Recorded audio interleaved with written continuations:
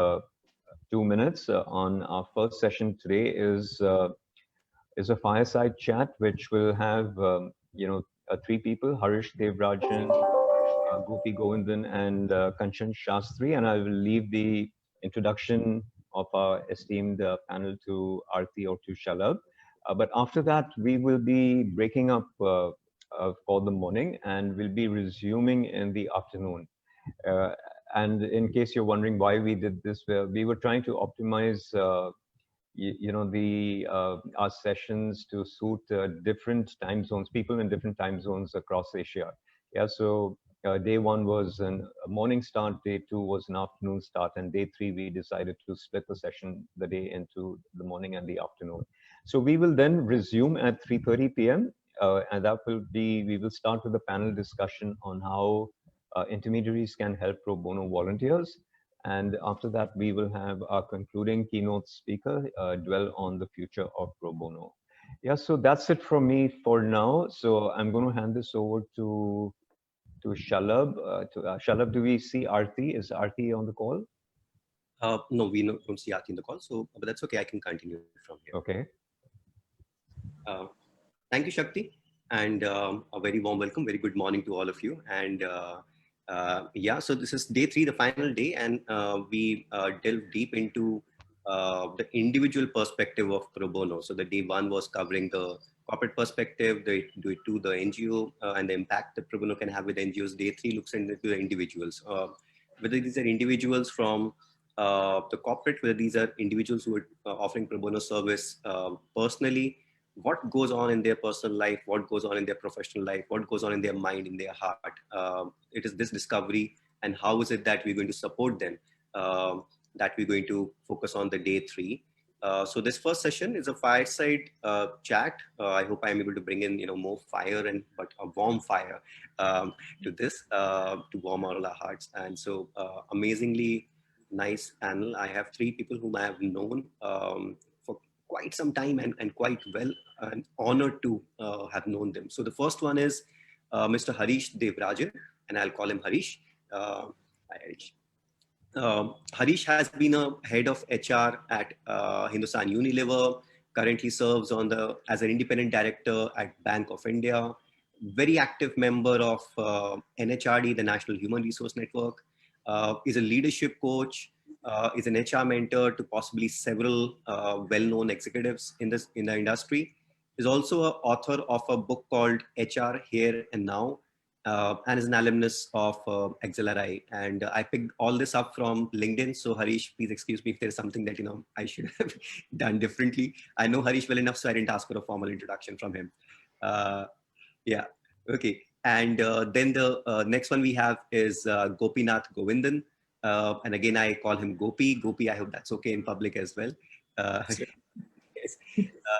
And so Gopi is serving as a director HR with CLP India, and has also overseen its CSR and sustainability initiatives over a period of time.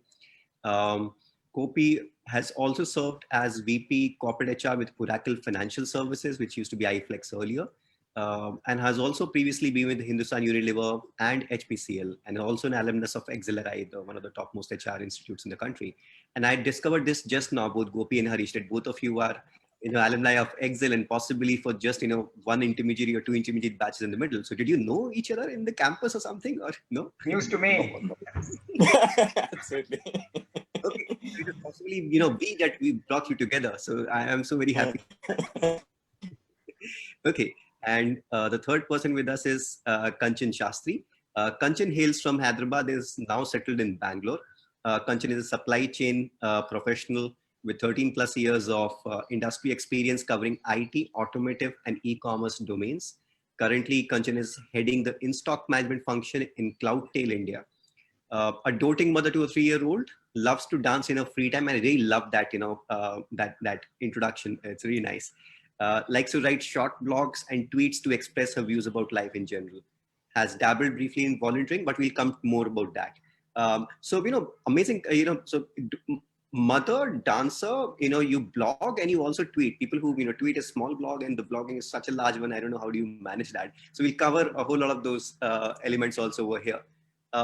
What brings us all together is this program that I volunteer has called Whiteboard, that focuses on executives and leaders from the corporate sector, the private sector, and people who are in their individual capacity as leaders to come together and advise in a strategic manner non-profit boards, non-profit leaders or CEOs on how to manage the growth and sustainability of their organizations to have a much larger impact.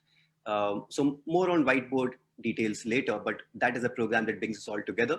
Interestingly, there are all three different elements of Whiteboard that are represented over here. So Gopi is a very active member of the Whiteboard in Mumbai that we have, and Harish is a very active member of the Whiteboard in Bangalore that we have.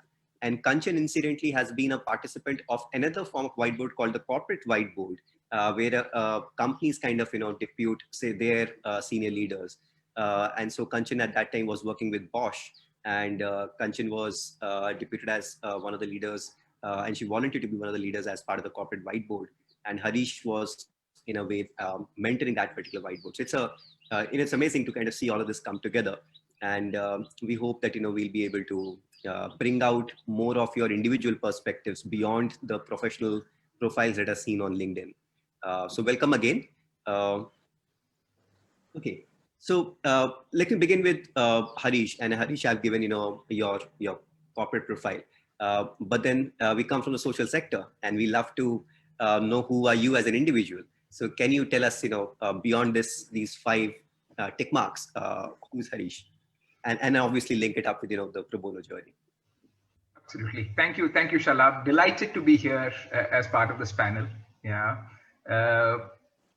To introduce myself as a person, I'm a guy who loves being with people, enjoy engaging with a variety of activities and across domains, and make a positive difference to people and situation. That's how I would put the person I am.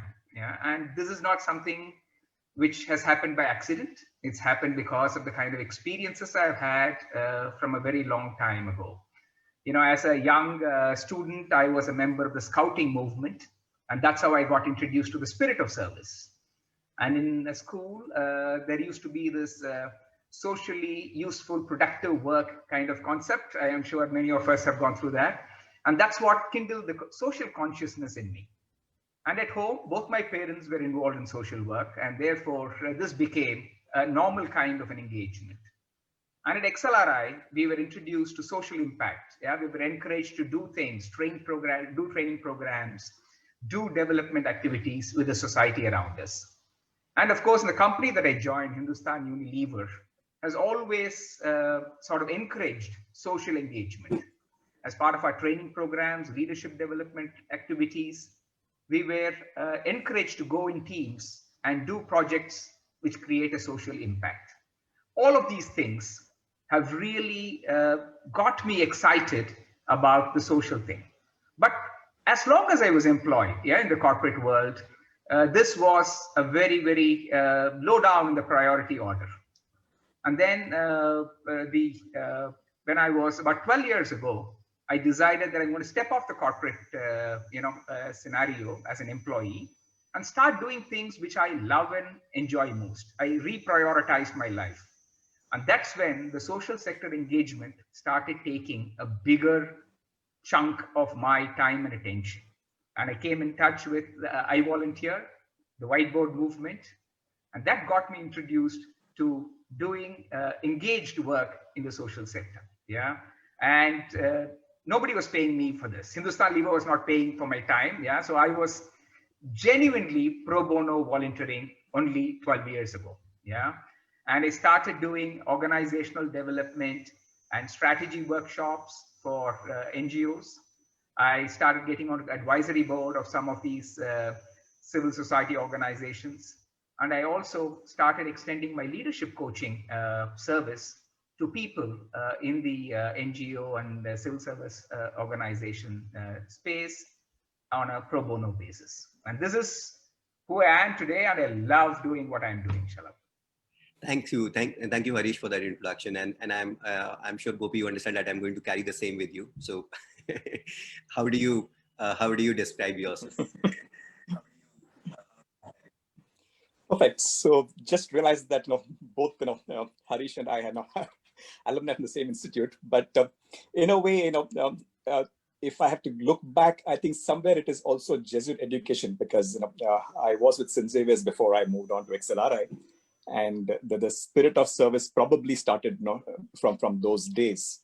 But broadly, I've also been fortunate in the companies that I worked with. Even though I have always been in the corporate sector, it's about 3 decades now. I've been fortunate to have right now, for example, I take care of HR, CSR, and corporate communications. And like I was sharing with Shalabh the other day, my instinctive attention is moving more towards CSR and sustainability, as compared to the HR bit. So I have been fortunate to have the best of both worlds. But broadly, my life today has 2 or 3 anchors. One is the regular corporate job, which also has elements of CSR and sustainability. I'm an assessor of business excellence and HR excellence. That again allows me to look at organizations in their context. My whiteboard engagement is another big ticket thing, which is again an extension of what I do, because it helps me meet people, look at organizations, and I think we are not really as different as we believe we are. And my daughter, who's 19 years old and just about beginning to fly away, but still needs a lot of my time. So these are the 4 anchors in my life at the moment. Thank you, Gopi, for that warm note. And Kanchan, I have already introduced you. I think your introduction was a mix. Tell us, about if there's anything that I've missed. How do you describe yourself as a person, and your, introduction to the social sector? Sure. I'll use an example, Shalabh, first. I think there is a myth among at least children in Indian society. And when I say children, maybe when I was a child or today's generation, that spirituality, religion, and social service are things for post-retirement life. I think that's something that, it's somehow probably either fed into our heads, or maybe we observe and feel that it's only for a certain generation of people to do. I think that's a myth that got busted for me from a spirituality religion perspective. I think when I saw maybe my parents and now my parents-in-law, I think there's no age for that. And similarly for, I think, contributing to the service sector or pro bono in any kind, I think, age is not a factor at all. So that's one bit that I would like to bring out here. And for me particularly, I think this reminder came strangely by a very, very trivial incident, if I may say so, where one of my team members, maybe in 2015 or 16, said to me, "You seem to have been a privileged person, achieved so much in life. Did you ever think of giving something back to society?" And I had not anticipated, because it was a general feedback round. We were talking of business and things to do at work. And when he said something like that, I was just caught off guard. I had not anticipated a question like that. Yeah, and that got me thinking, what he said was true. And the second thing, over a period of time, I've realized, because of such an incident, that now I want to make a difference to the lives of at least 100 people. That's my goal, in whichever form. So that's how I'm looking at it. Probably 100. I don't know why. It seemed like a good number to start off with. So that's how I would add a bit to how I'm looking at myself in the next few years, Shalabh, if I had to add to more what you said. Thank you, and that's you beautifully again brought us together, and this is what I kind of love about this perspectives, different perspectives that we have on this fireside chat. That I think often we try and think that pro bono service can be offered by one kind of people in one kind of manner with one kind of background. And I wanted to bring out the different perspectives that we have. So we have kind of somebody who's taking care of a home, somebody who's done with the home, somebody who's done with a career, somebody who's in the prime of the career, and the fact, because we all know each other, so we can take that liberty of kind of challenging a bit and probing a bit and bring it out. So thanks for that. So my next thing is kind of like Kanchan, you said that there are certain myths which are there, and similarly there are set expectations which are there when one begins to volunteer. And I want to understand from each of you, what were your assumptions when you set out, or what were your goals? There are both of these. There are goals that we have. Okay, I'll go and do this, and the assumptions that this is how it will exist and how I will be able to operate. So please tell us a bit about, in that initial journey, if you look back, what was the initial motivation and what were the assumptions with which you went in? Gopi, can I begin with you on this part? Sure. So one of the first, sort of, a formal introduction to this sector was when I joined a Meridian program, which put people in the government, social sector, and corporates together. And that's when I realized that we seem to have expectations or notions about sectors. Yeah, and then I often found as if belonging to the corporate sector, I had to it was almost like being put on the defensive. You guys don't understand. Yeah, are you shocked by what you see?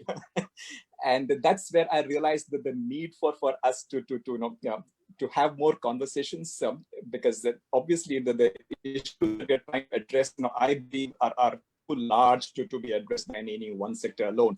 And there's a lot of space for working together if the relationship is based on respect and trust.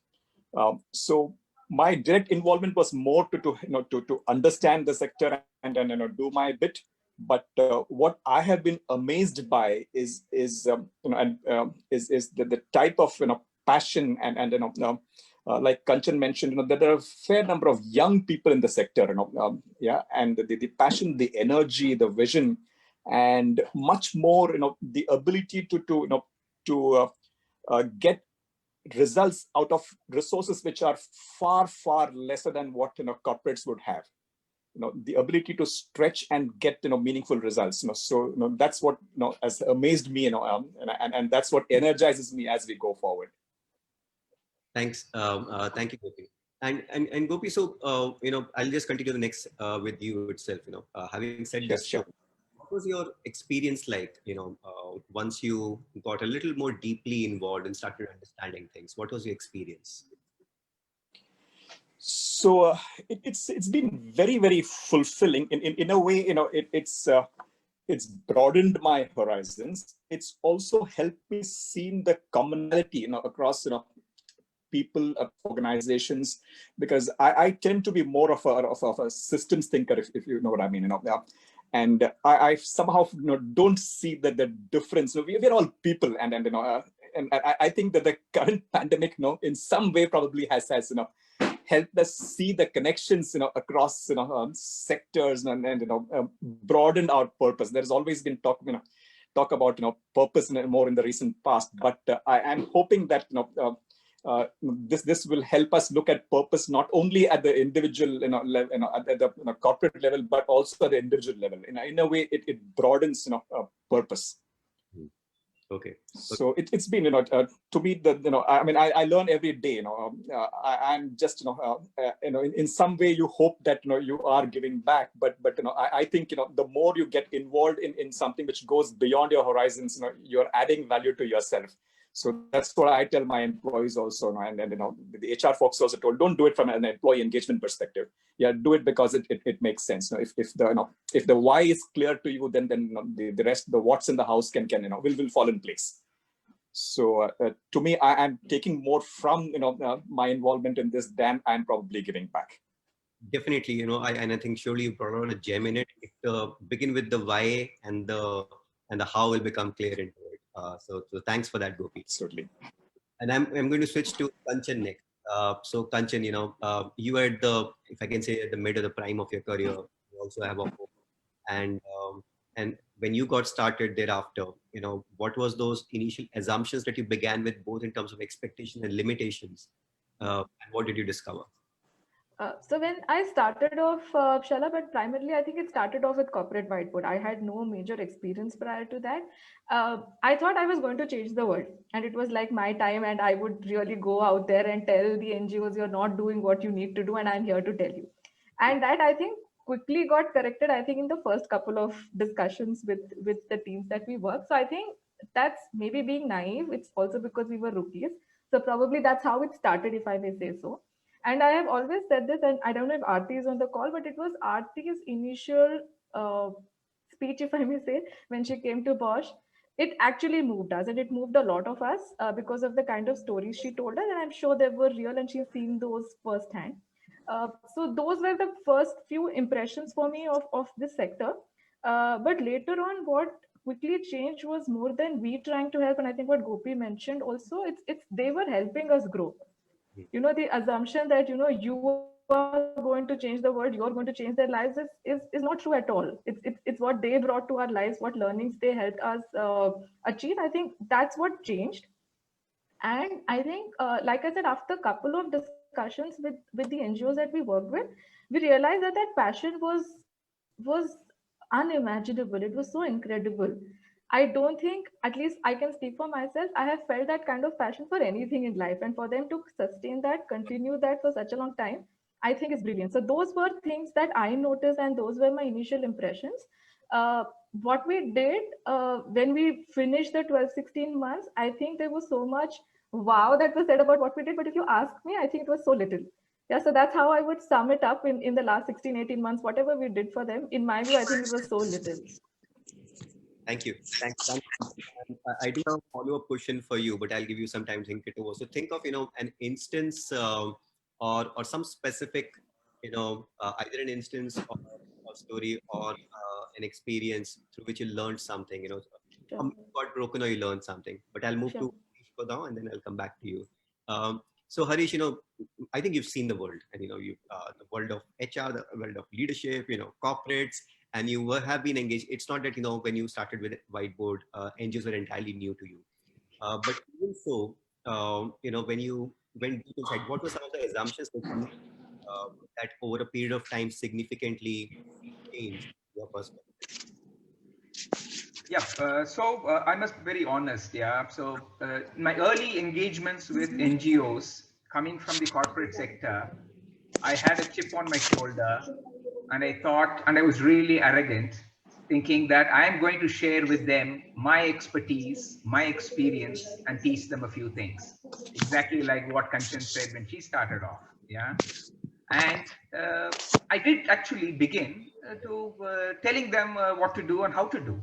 And I don't know whether because of the kind of experience and the age on my side, they were listening very politely. But I soon realized that the politeness stopped after I went away from them, because they did nothing with whatever I told them. Yeah, I began to realize that their world is real to them, and where I was coming from is a world which is different from theirs.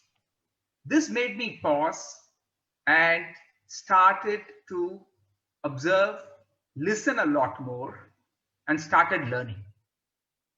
And I realized that there is so much that they have to teach me, that it is far better for me to be present and respond rather than assume and start directing. Yeah, that was the biggest lesson that I learned after I started engaging with them as close quarters. Because while you are at the corporate world, yeah, as member of a company, you go and do a one-day volunteering or at best a week's volunteering. Yeah, and they actually tolerate you, be nice to you, allow you to do your bit, and then vanish from that scene. But if you're going to engage with them in a slightly longish kind of a tenure, they begin to start realizing that what you're saying is not really adding value. And it took them a little time to present it to me. And I soon started realizing that this is a world from which I can learn a lot, as I can contribute along with them to making a difference to the cause that they are serving. So that was my big assumption breaker. Thanks, Harish, for putting it so directly. And I think I hope some of our listeners who, some of the audience and this is also being cast on Facebook Live. So some people who are there, who still think that it's a one-way street where we give, and it's because we are giving, so we decide how do we give and what is to be received by the person, how it is to be treated are things that will get challenged, and people will become a little more open. And thanks for sharing that. So Gopi, coming back to you. So you when your own engagement with the Whiteboard has been as an individual, at a personal level, but you do lead kind of functions that are related to it, HR, CSR, sustainability, etc. In a large company. So given your personal experience, how does it change your approach or your perspective in the company? But that's again, that's one aspect. But the other is, because still a personal approach, does it limit you in certain ways on what you can still do in the company? No, I think it actually, makes, it makes you a more holistic leader. Yeah, in the sense, like I've always said, to be able to be a subject matter expert in your own area without with blinkers on as far as a larger environment from which people in general come. Yeah, because companies today are no longer only about the employees of the company. You are part of a larger ecosystem. So I think that the reason why I encourage people to do it also, Kanchan has also shared it. It helps make a leader more effective, and I think it develops minds which in no way is limiting. Yeah, of course, the assumption is that you are working with a company where the purpose goes beyond the profits alone, or the responsibility goes beyond your shareholders and to all stakeholders, which I think a large number of companies have realized the need to go beyond, and it only adds value. It doesn't detract at all. So I think my other functions, if you call it that way, have only benefited by my involvement in this sector, and not detracted from it in any manner whatsoever. Okay, thanks. So Gopi, there's a question that I'll come back to you on, and this is about on day one we had the keynote address, which was on building empathy in business, and how has Indians kind of can be molded to do that. I'll come back. Sure. Kanchan, so yeah, tell us, one insight, incident, something that you remember from your experience over the last year and a half.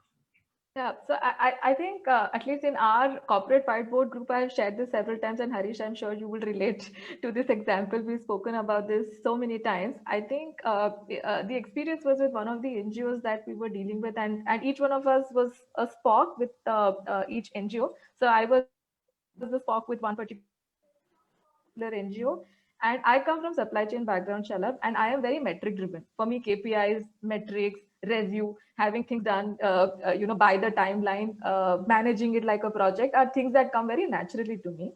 And I think what I was trying to do with that NGO was also the same thing. I said, okay, every Wednesday, 5 o'clock, we will have a call, we will catch up, and you tell us what you did in the previous week. So for the first couple of times, that person was quite polite. Like I think Harish also said that they are polite to you and they don't say anything to you. And then either it was getting postponed, it was getting pushed, or the questions were dodged. And I thought maybe the person is not interested. And look at my ego, right? I thought I am doing everything right, and the person is not interested. What is wrong? I called Aarti because Aarti and Harish were supporting us at that time, and I said, Aarti, what's happening? Does she not like me? Then Aarti said, no, I think the way you're approaching this is wrong, and I think you have to give them the time and space to come back to you at their own pace.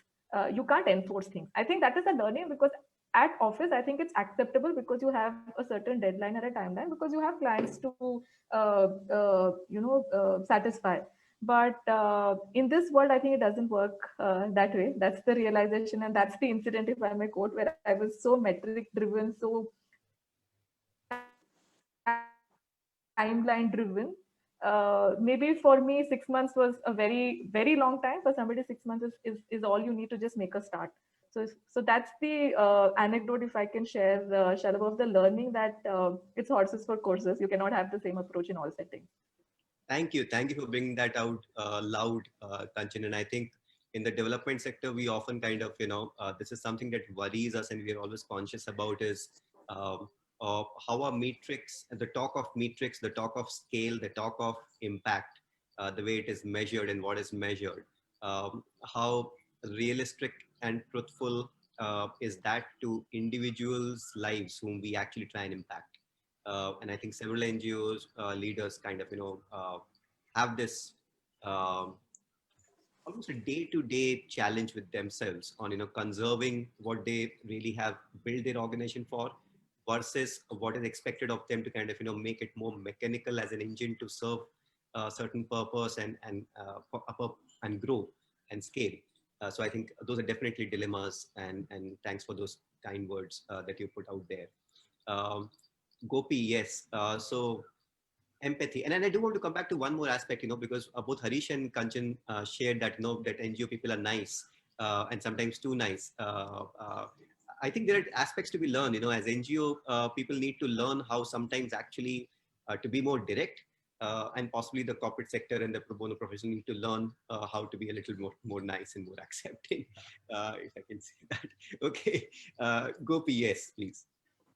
Empathy. So, Shala, before I come to that, I know when Kanchan mentioned about metrics, I remember, I often have this conversation with my MD, because, we deal with engineers and finance folks, for whom numbers are all that matters, or that's the instinctive approach to any issue. And I often tell them that all that matters cannot be counted, and all that can be counted doesn't matter. Yeah. So, I think those are some of the realizations that you develop. Yeah, but coming back, and in some way, I saw Shakti's question about how do you instill the mindset in new hires. Yeah, I think to begin with, leadership needs to walk the talk. That's true of any organization, and much more so of corporates. Yeah, so if your the way you look at issues is not whole-brained, and in fact, we encourage our people to be whole-brained, because each one of us, we have preferences in the way we look at things, and we are trained to look at issues depending on our personal preference and the type of environment that we have been part of. And the sooner we realize that looking at issues holistically or in a whole-brained manner, helps give you a superior solution. Yeah, and that has to be seen from the way decisions are taken by leaders, or in any organization. For example, in the current situation, simple issues like some myths have been shattered. Many of us thought that work from home and flexi time and stuff like that worked only for the IT folks, not for the manufacturing or some of the old world organizations. That's been completely turned on its head. But even for simple decisions like how do you get back to work? What is the approach that you will follow? Unless you take a decision that takes into account not just the numbers, the growth rate, and so on, but also the sentiments, the emotions behind it. Yeah, you aren't really addressing the larger section of people. So somewhere you can only develop empathy if the leaders walk the talk, if they display empathy in their own decision making styles. And that is far more powerful. Yeah, of course, there are small things that you can do by way of, say, a volunteering leave, or if say IT organizations very often have people on the bench to put them to more constructive use and legitimize the time that is being spent using their skills for the larger good. There are ways in which you can nudge people to look at the larger cause. But to me, the most important sort of factor to inculcate empathy or the change in mindset is by practicing it yourself, or the leaders walking the talk. Thank you. Thanks, Gopi. And there's a question for you from Ponno in the question answer box. We'll come to that while you read the question. Harish, so you coach people, you're a mentor you coach leaders, and you are a mentor to kind of several managers and also to teams. Now, how do you kind of as part of your coaching, as part of your mentoring exercise, feel that you can embed this fact about empathy and about opening up the horizon to, if you will, I can't really put in the right words. I'm sure you understand what I'm trying to get at. In fact, Shalabh, if you see, empathy is a word that has been around for a long time, but people never gave it the importance that they have started giving to it more recently. I think the kind of a shock that pandemic has created is making people realize that they are distanced, that they are having to work virtually, and suddenly this word empathy is beginning to make sense to them. Yeah. But if you see any leader, if he or she needs to be effective, they need to understand the context of the people they are leading. they need to appreciate the realities with which they are operating. It's only then that they are able to make themselves relevant. They're able to make themselves of value to the people to follow them. Yeah. And this is something that you can never say and expect them to appreciate. This is only appreciated when they experience it. Yeah. And therefore, when I mentor or coach people, I pretty much start exploring situations when they have felt alienated, when they have felt frustrated, when they have felt disappointed. And when we unbox those situations, we begin to realize that the people who are the cause for this frustration have actually become irrelevant to the individual. And when they start recognizing that, then the key drops. Yeah. And then they are able to appreciate the fact that empathy is a foundation for creating trust, which in turn leads to greater alignment and effectiveness. Yeah. So it has to be experienced. And as a coach or as a mentor, I don't spend too much time talking about it. I spend my time trying to create a realization of a situation when they found themselves alienated. That's what I do, Chala. Thanks, Harish. And I think if I can take the liberty of saying that, through our initiatives of Pro Bono, including our whiteboard initiative, we are able to actually create some of those situations where leaders and managers can actually go and experience and, like you said, discover their own self. In fact, the corporate whiteboard philosophy was that can we get high potential leaders to experience world outside what they are used to? And it is to experience that and then begin to realize that there are other leadership styles and approaches which can be effective too. Yeah, and I think Kanchan is somebody who can talk more about it as to whether it really met that goal. So yes, Kanchan, Harish has already put you in the spot. Yeah. But also kind of trying to think that, so given that again, both Harish and Gopinath are kind of, at a different level in their careers. For you, what were the compulsions or what were the limitations inside your company when you were, introduced to this? So in terms of compulsions, I wouldn't think from the company side there were any compulsions, Shalab. I think it was an opportunity that was given. I don't know if I can say high pot leaders because I don't know how you define that, but at least they called us high pot. We felt good about it. They chose a few high pot leaders, and like what Harish rightly put, it was to experience a world that's beyond corporate life. And I think that's an opportunity. So I wouldn't call it a compulsion, neither personally nor professionally. So I think we were more than happy to do that, both at that time Bosch offering that opportunity and for me to be doing something like that. I think in terms of limitations is really the time. It's not about resource, it's not about your skill, it's not about your ability. I think it's about time. And since we spoke about the particular aspect of somebody who has to manage home, work, and this part of life, I think it's the possibility to give the time at a time when the NGO needs you. So it's not just about being available when you are available. And you mentioned in the beginning, it's about giving in a form that is well received. It's not just about giving. Yeah, so I think the time was a limitation. It will be for most of us because we have several things to balance now at this stage of our life. So that I would call the limitation. But otherwise, in terms of either the will or the skill, I don't think there was any limitation from that sense. And just wanted to add one other point when we were speaking about the empathy part. Yeah, and this is one of the things that I wrote in my blog also, something called the scars of life. So that's the title that I gave to the blog. The scars of life really talked about the scars that you see on your body. So if you are injured, if you have a surgery, you see that scar. And then you probably, the empathy, if I may say so, comes naturally because you say, oh God, what has happened? Something is broken, something is stitched.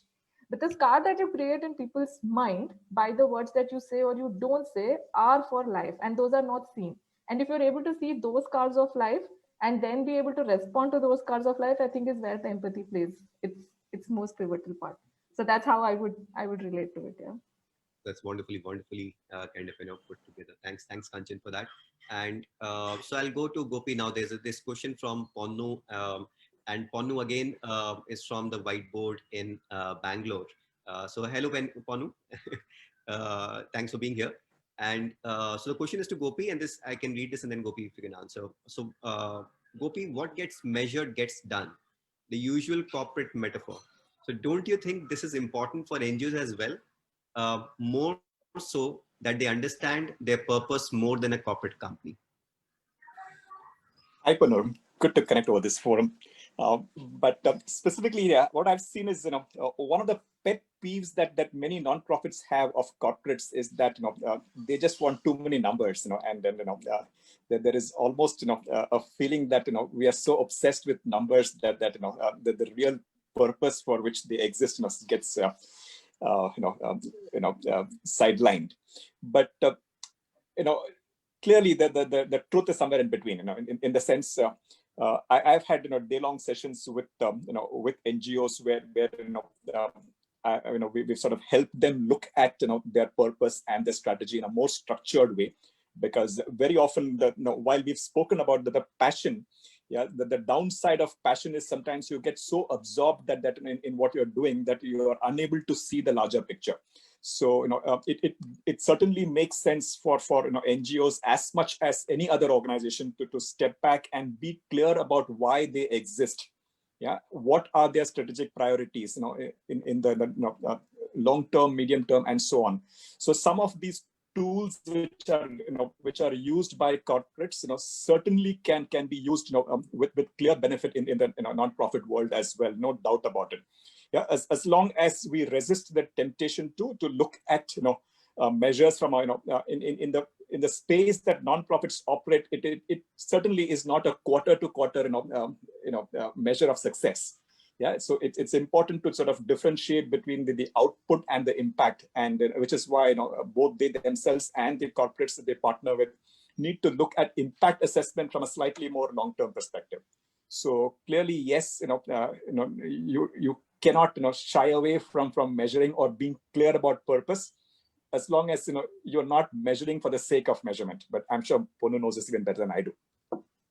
Thank you. Thanks for that, Gopi. And let me remind it, we have just about 10 to 12 minutes of the discussion left. I'm happy to see the questions are already flowing in. Just shows how the conversation is engaging for the participants. There are questions in the question answer box. There are questions in the chat box. And let me just read one or two comments which are there in the chat box while we proceed the discussion.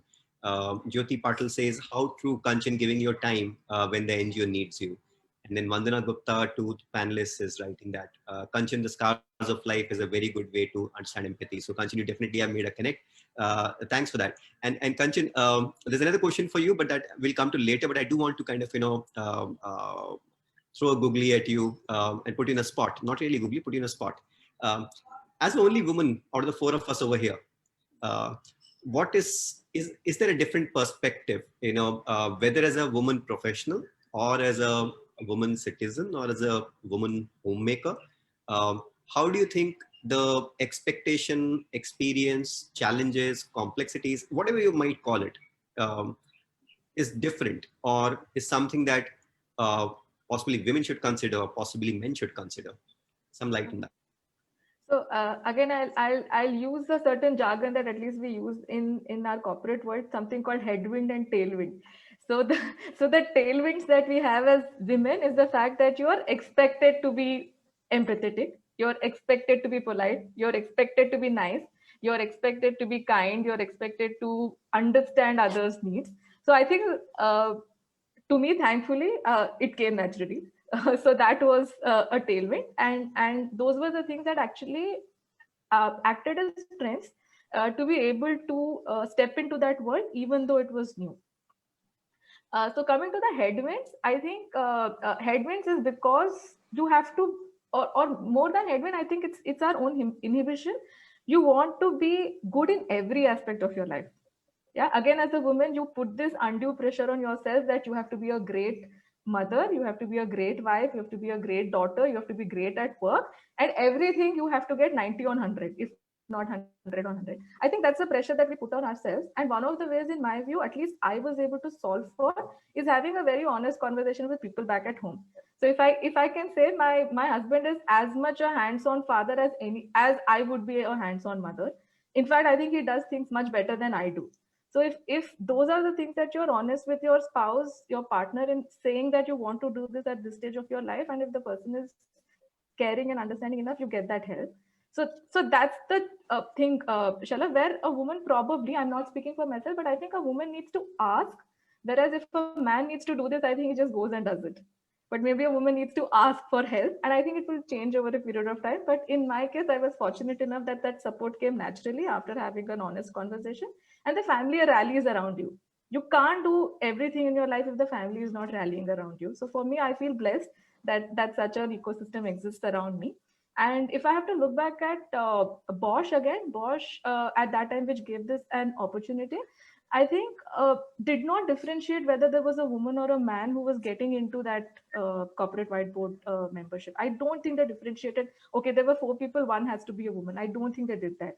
They did it by merit. So I think if that situation changes, that you choose a person by merit, then this again, the myth that I was talking of, one of the myths that need to be busted, that you have to be a man or a woman to contribute, will anyways go away.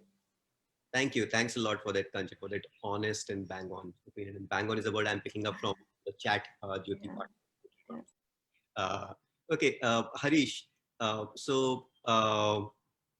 are professionals at the early start of their career. There are professionals at the mid stage, like Kanchan is possibly there.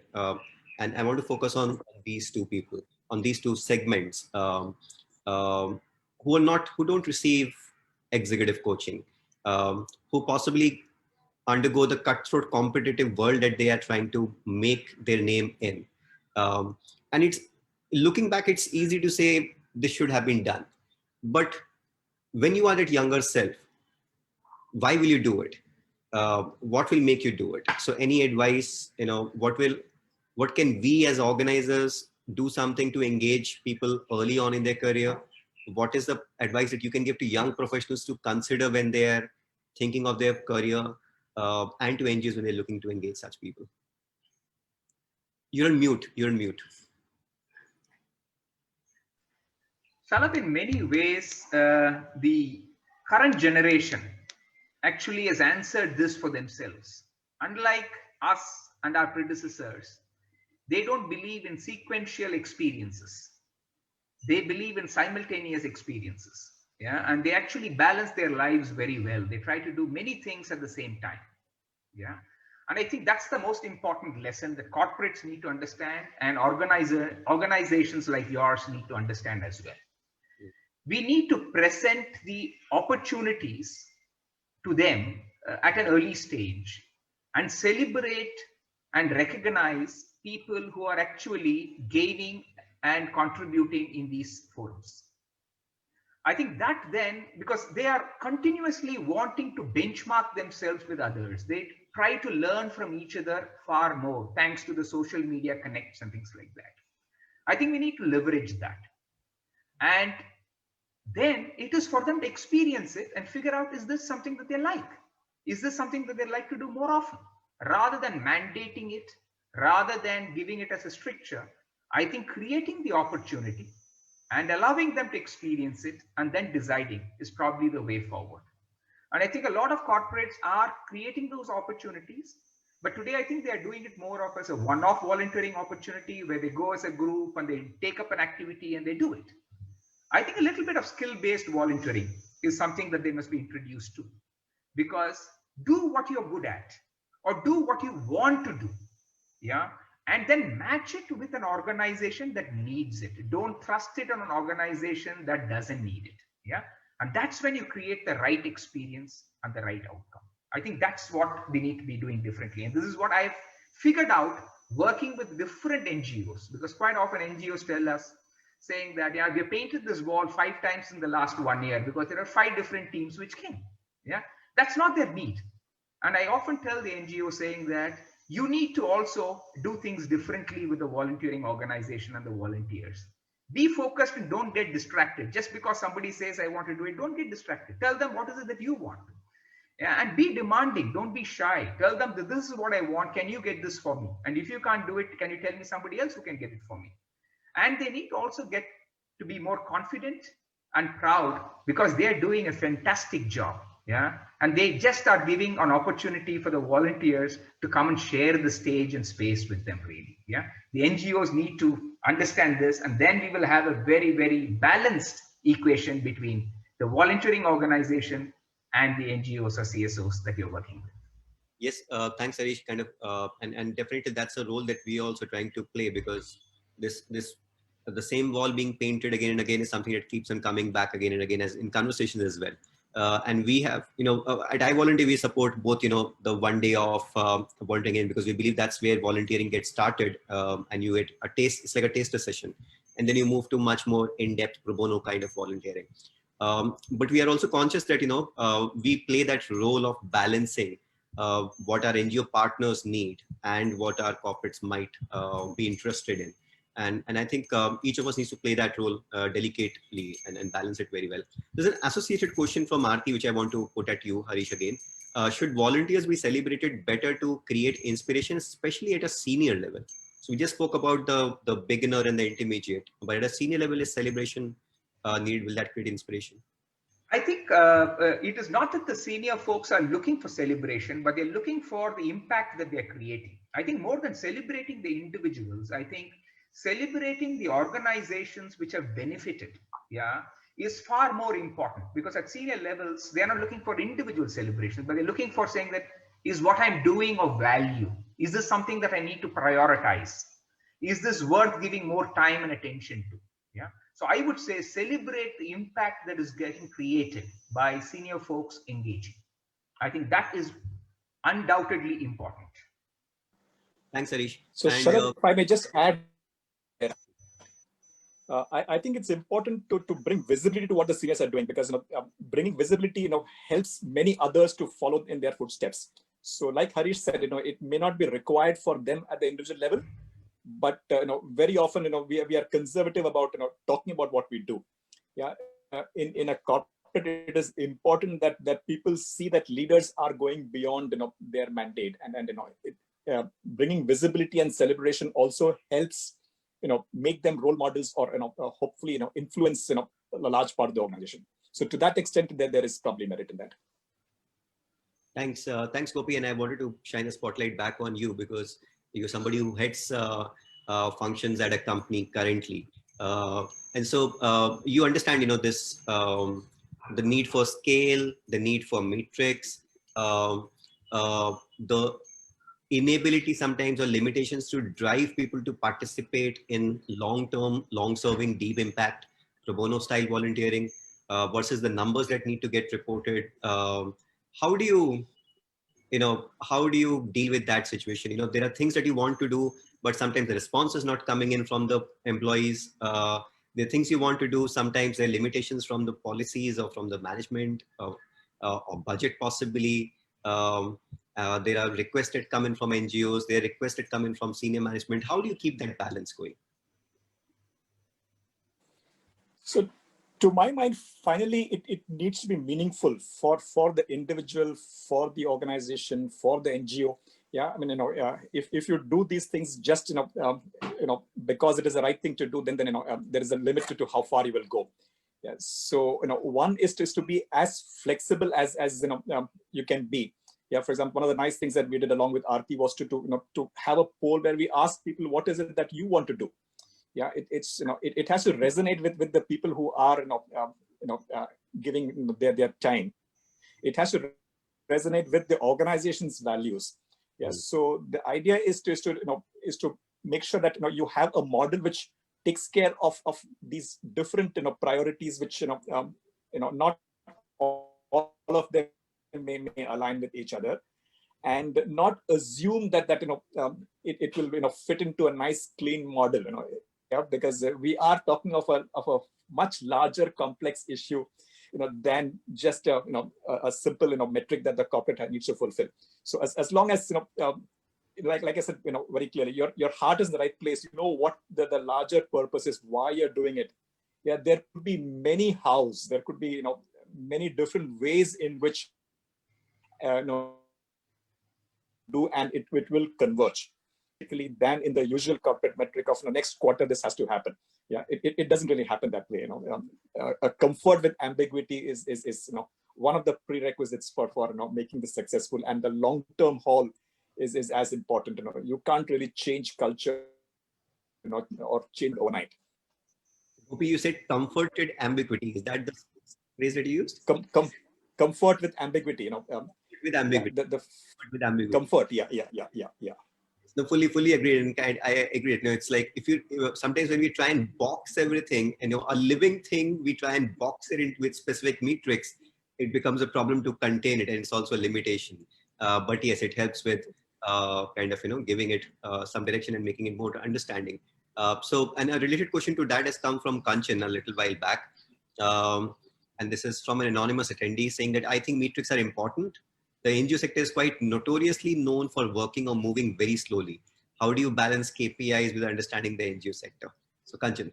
Yeah. So I'll give an example with the same NGO with whom I had this problem of having a review every Wednesday. So how we changed gears and how we changed guard is we started by zooming out. So that in some parlance is called taking the balcony view. Yeah. So you take the balcony view, you take the NGO with you to that balcony view, and you try and paint a picture. So we use something called design thinking with that NGO and painted a picture of what you want to be at that point in time. And again, we didn't take very long stretch goals. We said 3 months down the line, there is an event. And if you want, what is it that you want from that event? And I think in our discussions somewhere we said that you ask what the NGO wants and you don't tell them what you want to do. Yeah. So that was what we did. So I think that's the way to balance. You take a balcony view, you present a picture, paint a picture, say we want to reach there, and then you define those small steps. Again, with the empathy that they don't know how to do it. It's not that they don't want to do it. These steps, milestones, reaching a certain timeline or a point by a certain time doesn't come to them naturally. So it's not the unwillingness, but it's probably the lack of understanding. So I think to show that picture, make smaller steps, show them that this results will do this for you. I think will then you develop that partnership. It's more about coming together as partners than saying, okay, I am the volunteer or I am the whiteboard member and you listen to what I'm saying. That won't work. So if you draw those steps slowly and steadily, I think that's the way to do it. If I say you want to achieve 5 lakh rupees revenue by so-and-so date, I think that doesn't ring a bell. But you say you're going to make the difference in the lives of 50 doctors, then it's different, right? So that's how I would put it. Thank you. Thanks, Kanchan, for putting it so succinctly. Okay, so I realized that, we have, as per the clock, we have only 3 more minutes, and I love the way this discussion has been going. We've been kind of, so direct.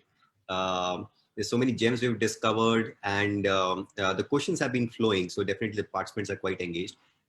So moving on to the last segment, and I'm combining 2 things together. One is going forward, what is your own view of, how you will engage, or what is your advice that you have for anybody who's beginning to on his pro bono journey, or any NGO who's beginning to engage pro bono volunteers. So what are your final thoughts on to culminate this discussion? Let me begin with Harish, because you are unmute. Okay, so to be very honest, pro bono is in many ways not the reality of what we do. Yeah. So while we may not be getting money for the work that we do, we get lots of things. In fact, when I look back in the pro bono journey, I've earned more, I've learned more, and I've grown more. Wow. I've earned more regard and goodwill. I've learned more passion and commitment, and I've grown more as a person and as a human being. Yeah, I've got hell of a lot. So it can't be said pro bono. Yeah. So people, when they come into the space, must come in knowing fully well they do benefit. Yeah, there is benefit for them too. And for me, going forward, I think I will continue doing this kind of engagement and supporting people. I probably will evangelize this space a lot more, because I think this space needs people, and lots more people can benefit by being in this space too. Yeah. And I would only advise people coming into the space, remember, don't make the mistakes that I made earlier. Remember the 3 L's, which are very important: listen, learn, and then leverage your capabilities. I think this would be my advice to people coming in. And I can tell you one thing: your family life improves hell of a lot. My wife is the happiest person ever since I have started pro bono volunteering. She says, I'm beginning to appreciate her pro bono work throughout her life. Wonderful. I think that's you brought us so nicely, Harish, and definitely I think for all those, especially all those people out there who say, I don't have the time for this because I have work and then I have family. I think the entire discussion is coming together saying, well, it helps improve your work and your family. So thanks for that, Jim, Harish. Okay, so Gopi, your final thoughts. In fact, after the way Harish put it, I don't think I can do it better. Very beautifully put.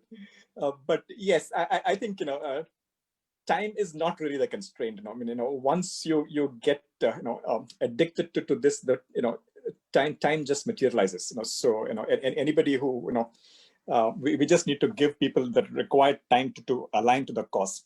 As far as NGOs are concerned, again, and I say this to people in the company as well.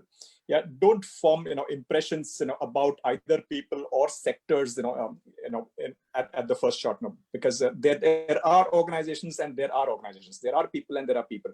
So you will have the complete variety of organizations and individuals, both in whichever sector you talk about. So give yourself time. And as far as I'm concerned, this is not, this is an area of work which just grows on you. Once you're into it, there really cannot be looking back. So I look forward to continuing the journey for sure. And I guess that's obvious. Thank you. Thanks, Gopi. And Kanchan. Yeah, so the master said 3L. So the student wants to say something, some other alphabet. So the student wants to say 3G. So the student wants to say be generous, be graceful, and also be genuine. So that's my 3G. So as people who want to volunteer, I think along with the 3Ls that the master said, the student wants to say 3G. And from the NGO side, I think, again, this is drawing from my experience. I think the leap of faith. I have felt that there is some amount of trust deficit, and I'm saying this with all sincerity and with all humility. It's not about saying that they don't want to, but I think the trust deficit exists, and then that causes the relationship that much longer to develop. So I think the NGOs can, maybe develop trust and take that leap of faith that this generation wants to help, wants to contribute. It's not to put it on their resume; they really want to help. So I think that leap of faith is what I would request the NGOs to take and help the relationship grow and develop. Thank you, Kanchan. So 3L from Harish, 3G from Kanchan, and we had comfort with ambiguity from Gopinath, and we have Yan Peng from China, one of the pro bono leaders in China I know very well. She says that this is a better husband through pro bono. So, I think I really loved this discussion, and I think it was really a far-side chat. We challenged each other, we brought out the best, and I think we have a lot to learn and take away back home and implement. And wish you all well in your pro bono journey, and I look forward to continuing and deepening the engagement with each of you. Thank you once again. Thank you. Thank you, Shalom. Thank you, Harish. Thank you, Gopinath. Thank you, Kanchan. This has undoubtedly been one of the most enjoyable sessions of this summit. Yeah, I learned a lot myself, and it was, the insights that you shared, just tremendous. I myself have come from a corporate background, but now, have engaged in the nonprofit sector and have been a pro bono participant myself. So, I could just resonate with everything that each one of you said so well, and you all articulated it so brilliantly. Thank you very, very much. Really appreciate your taking the time to be with us on this panel today.